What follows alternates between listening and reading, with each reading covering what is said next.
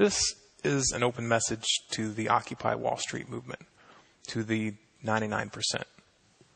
Revolutions are dangerous and unpredictable beasts. And for a population to enter into one without fully understanding what's at stake is a lot like handing a loaded .45 automatic to a toddler.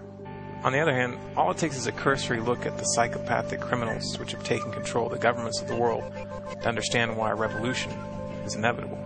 This is why it's so important that people who are pushing for change take the time and the effort to deeply consider how we got into this mess and what the real solution is. Otherwise, this movement, like so many others which have come before, will be co-opted, twisted, and distorted, and could result in even more power being handed to those who you're trying to fight. Now, you have every reason to be angry.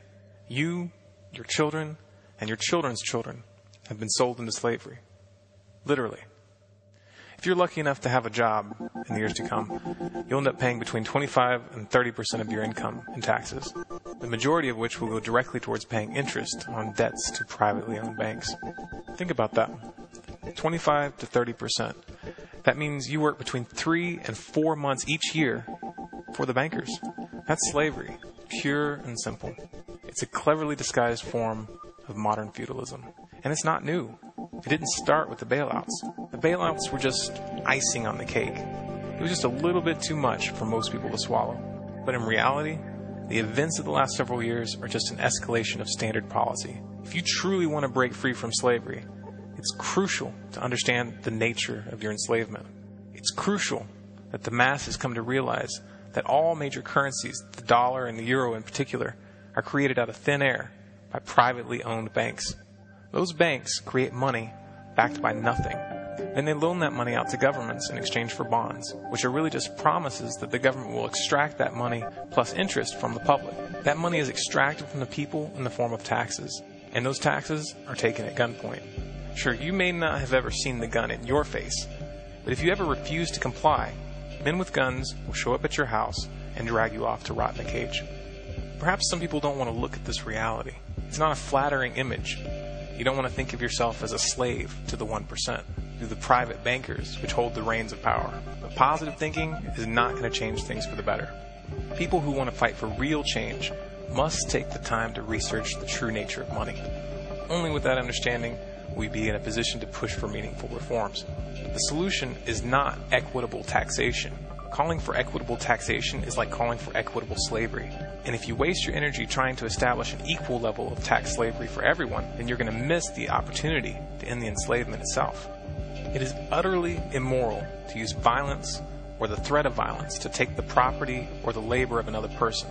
But perhaps you've been taught otherwise. Perhaps you've been taught that it's okay for the state to use violence to steal from the public. Perhaps you believe that such violence is okay if it's being done for a quote-unquote good cause. I hate to break the bad news, but the ends do not justify the means. And if you're honest with yourself, you'll have to admit that the ends don't ever seem to quite materialize as promised, do they? In the end, you're given a few half-assed services and social programs, but the vast majority of your money goes straight into the pockets of the bankers and the war profiteers. And it always will, if you keep turning to government thugs to enforce your good intentions. You might think that you can change this by creating new laws and regulations, but the fatal flaw in that line of reasoning is the simple fact that if private bankers are allowed to continue creating money, the financial powers that be will always end up using the government like a sock puppet. And those new regulations, as well-intentioned as they may be, will only end up consolidating their power. Right now, there are those in positions of influence which are attempting to redirect and co-opt the Occupy Wall Street movement. A good example of this is the Vatican, which this past week took it upon themselves to propose the establishment of a new global central bank as a solution to these problems. This is the kind of ridiculous proposition that you're going to find being injected into the debate. Those who are in power will do almost anything to stay in power. And the easiest way to do that is to influence the direction of the movement and the solutions which are demanded. Those who created the problem, the real powers that be, don't mind when you react, just as long as they are able to direct that reaction towards artificial solutions which funnel more power into their hands. Problem, reaction, solution. The Hegelian dialectic. It's the oldest trick in the book. Don't fall for it.